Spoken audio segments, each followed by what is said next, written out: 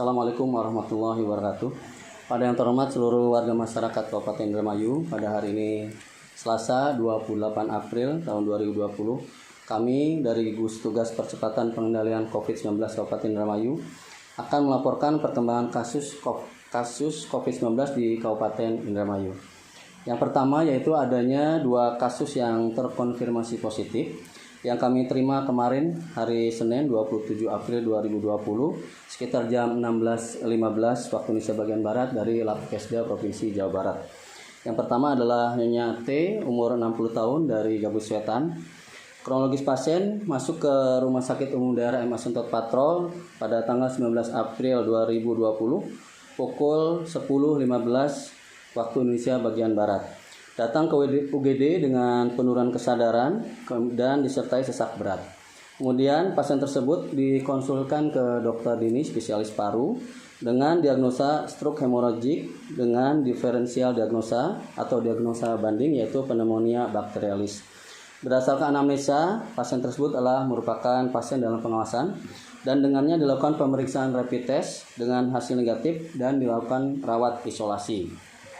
Kemudian pasien meninggal tanggal 20 April tahun 2020 jam 5.30 dini hari dengan diagnosa suspek stroke hemoragik dengan pneumonia bakterialis, diferensial diagnosa COVID-19. Pasien tersebut dilakukan swab untuk pemeriksaan RT-PCR dan telah dilakukan pemakaman terhadap pasien tersebut dengan SOP COVID-19. Dari hasil tracing maupun tracking yang kita dapatkan dari teman-teman puskesmas bahwa pasien itu sebelumnya kontak dengan anak dan menantunya yang pulang dari Jakarta. Kemudian yang kedua adalah Tuan SA, umur 35 tahun dari Balongan. Pasien tersebut atau orang tersebut sejak seminggu yang lalu merasakan demam atau meriang tapi tidak ada gejala fisik lainnya. Beliau adalah seorang perawat di UGD RSUD Indramayu dan sampai saat ini kondisi beliau masih baik dan kemarin beliau masih jaga dan baru keluar hasilnya pada jam 16.15 dan menyatakan positif. Dan kemudian kami koordinasi dan meminta advis kepada dokter penanggung jawab dan advis dari dokter spesialis penanggung jawabnya untuk dilakukan isolasi ke ruang isolasi RSUD Kabupaten Indramayu dan telah dilakukan isolasi terhadap orang tersebut atau teman kami tersebut di ruang isolasi RSUD Kabupaten Indramayu.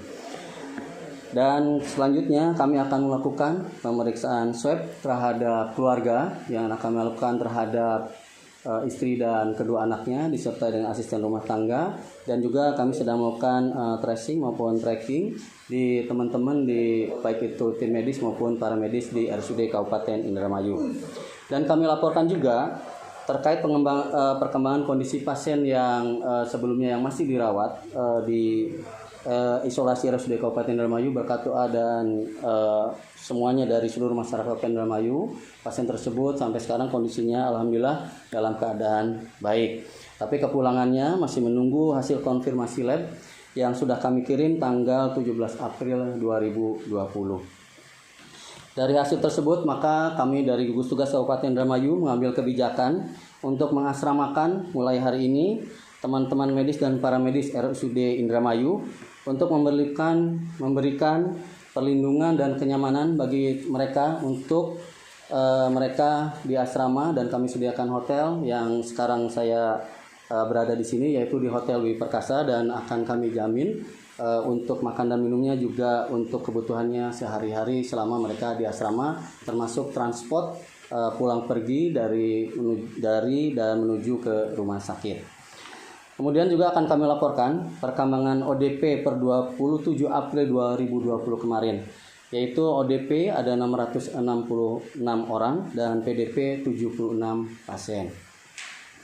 Dari kasus di atas maka kami dari Gugus Tugas Kabupaten Indramayu memohon masyarakat agar belajar dari kejadian yang ada bahwa harus diwaspadai adanya karier, yaitu orang yang tanpa gejala tapi sudah membawa virus, tapi karena kekebalannya baik, maka virus itu belum atau tidak muncul gejala pada orang tersebut, tapi penularannya, potensi penularannya sangat tinggi.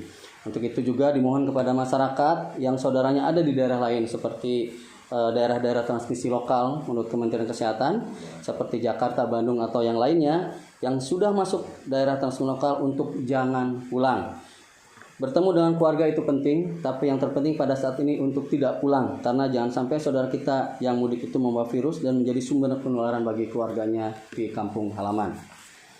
Untuk itu kami menghimbau untuk tetap melakukan cuci tangan, aja mendi-mendi, menang di rumah baik, kemudian menjaga jarak dan nganggo masker. Mohon untuk himbauan ini ditaati dan sampai sekarang kami masih melihat baik itu dari gugus tugas Kabupaten Indramayu melalui teman-teman dari aparat TNI Polri masih melihat adanya kerumunan massa ya yang kita sebut ngabuburit yang merupakan suatu hal yang tidak perlu untuk menghindari terjadinya penularan COVID-19 ini. Terakhir, saya atas nama masyarakat, gugus tugas dan secara pribadi mengucapkan terima kasih dan apresiasi setinggi-tingginya terhadap tim medis dan para medis yang sudah bekerja dengan baik selama ini. You are the real hero. Demikian dapat kita sampaikan. Semoga kita semua diberikan kesehatan dan selalu dilindungi oleh Allah Subhanahu wa taala dari wabah ini. Amin ya rabbal alamin. Assalamualaikum warahmatullahi wabarakatuh.